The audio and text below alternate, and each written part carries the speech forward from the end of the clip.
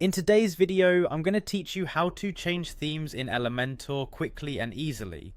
Whether you're a seasoned WordPress user or a complete beginner, switching themes can breathe new life into your site, enhance its functionality, and refresh its look and feel. So let's dive right in and get started. First, let's navigate to your website's WordPress login page.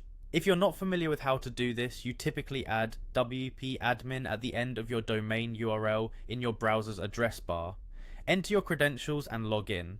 This step gets you behind the scenes of your site where all the magic happens. Once you are logged in, you'll be welcomed by your dashboard. This is essentially your home base in WordPress, giving you an overview and access to various site functionalities.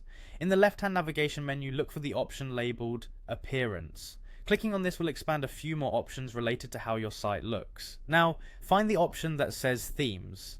Clicking on Themes will take you to a page where you can view the current theme you're using and explore other available themes. It's like a gallery of design possibilities for your website. On this page you can see themes that you have already installed, and if you're connected to the WordPress repository, you can also search for entirely new themes to install. At this stage you might be wondering how to go about selecting the right theme for your needs. My advice is to consider the purpose of your site.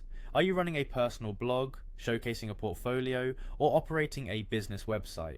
Each of these goals can benefit from different design features, so choose a theme that best supports your objectives.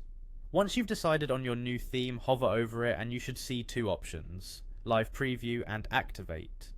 Since changing the theme can significantly alter the look of your site, you might want to use the Live Preview feature first. This handy option lets you see how your content would appear with the new theme without making any permanent changes.